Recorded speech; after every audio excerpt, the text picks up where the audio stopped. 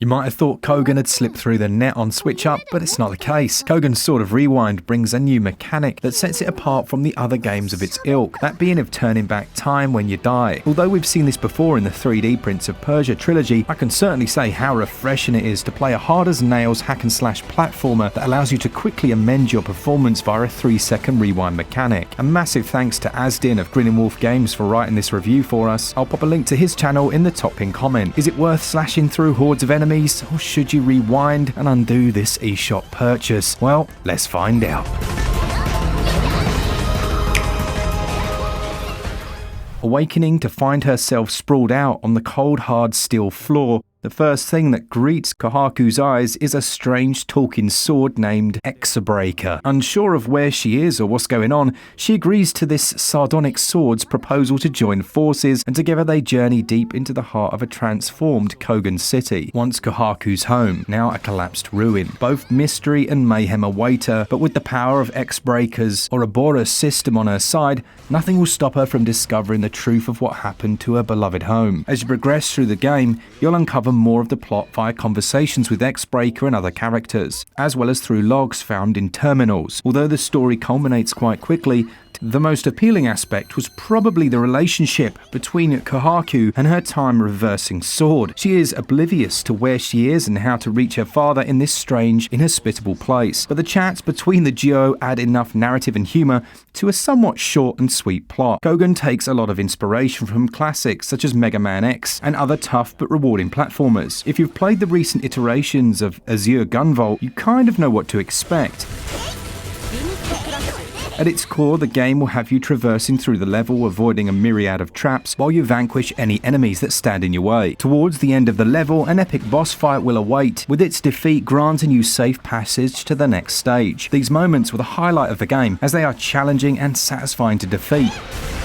Kohaku can double jump, dash and grab onto walls, and the controls are pretty tight. She can perform a back roll dodge with the ZL button, which is pretty handy to avoid getting hit if timed just right. I personally would have preferred if this evasive action could be executed as a forward roll as well, but it does the job all the same. Your main weapon is the titular Sword of Rewind, which also doubles as a companion during your adventure, giving you snarky comments and advice. Its power allows the player to rewind time up to 3 seconds upon death, which is going to happen often. Time will freeze upon touching a foe, and by holding down the X button, you'll be able to rewind. By how much depends on the amount of time gauge you have. The total of 3 seconds being the max, but you can use one segment of the gauge, which equates to 1 second. It's crucial to spare at least one of them, mainly because it's almost like a health bar that slowly regenerates over time, and deleting it completely means that you will have to go unharmed until it regenerates, or die and restart from the last checkpoint. Now, these checkpoints are placed throughout the stage, with some stretched out on the far side of tough platforming sections. The controls are tight and responsive enough to maneuver through them, and the trick is to manage your rewind gauge accordingly. You will come across certain glitched out auras, which will recharge your gauge. They also assist the protagonist with activating some platforms which require time rewind to get them working. Their charge lasts only a short period of time, so you must be quick to traverse over them. Considering it only takes Kohaku a slight brush with the enemy to activate the game's most notable feature, the player will soon learn how far back within the short rewind gauge that you should use. Also, taking into account the fact that some of the enemies are sneakily placed in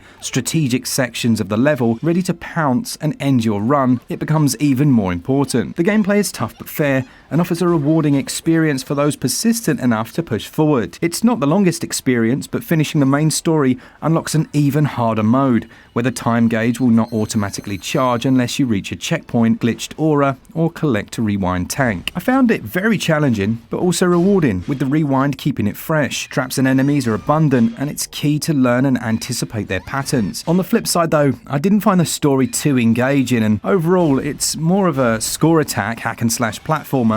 There are different characters to unlock, albeit obtained via DLC, which is a missed opportunity, since it's a short game like this, and it would have benefited from rewarding players who are willing to go through it multiple times. A fun experience for sure, but perhaps lacking in a bit of purpose. I give gameplay 15 out of 20. The controls do their job well and they're responsive. Without being too clunky, they score 17 out of 20.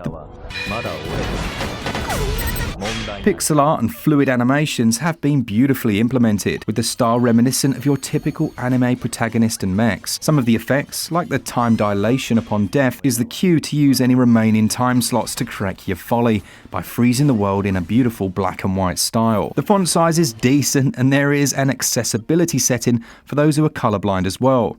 I didn't encounter any frame drops during my playthrough, which is great considering how hectic it can all get on screen. The backgrounds are detailed with parallax effects adding to the depth. My only criticism is the lack of enemy variety and locations, as all the levels tend to look similar, with the exception of those that contain lava. Granted, the game isn't particularly long unless you aim to play every mode available, but a bit more variation in terms of level design and enemies would have given the player a sense of carrying out a full journey and not feel like an extremely long level. The special effects are clear and add to the art direction of the game, and I do like the style. The soundtrack has some great rock and punk bombastic tunes.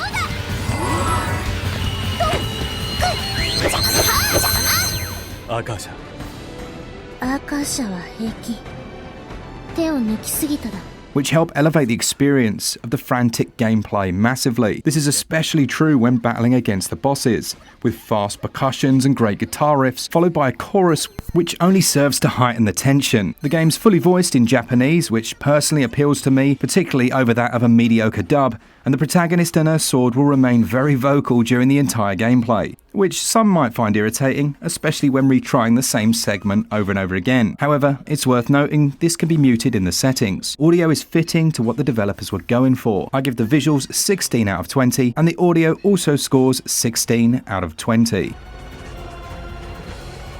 The game's going to set you back £22.49, $24.99 or €24.99, and it has a storage size of 578 megs. There's some decent polish here in terms of presentation, audio and gameplay, and if you like anime hack and slash platformers that offer score attack akin to Mighty Gunvolt, then you may be happy to pay the full price. It is, however, a touch steep, considering it's a game that promotes replay value, but that has its 3 extra characters and additional story locked behind paid DLC, each of which is priced at £7.19. If you were to purchase all of it, it's going to set you back 44 quid. I personally can't justify the price of the game as it is, especially when you can download similar games such as Mega Man ZX Collection for a lot cheaper and honestly has more content. If they at least released a season pass with the extra content at a cheaper price, it would make it more affordable. As it stands though, at this price I'd be waiting for a sale. Physical collectors out there, check out Limited Run Games. They're releasing a standard and collector's edition physically. 22 odd quid though, clocking in at around 7 hours. Not quite there for me, especially with those DLC annoyances. I give value 10 out of 20.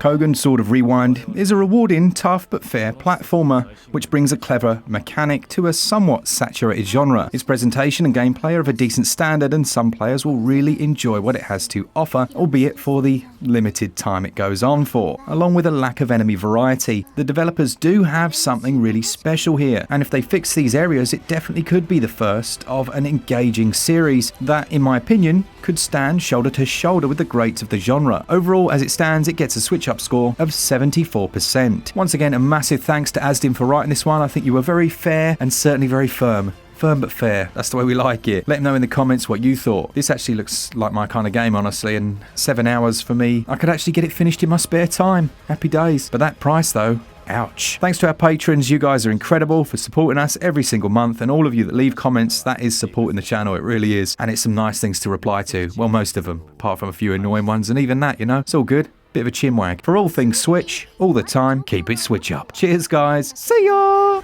琥珀ならば進みながら把握できると判断する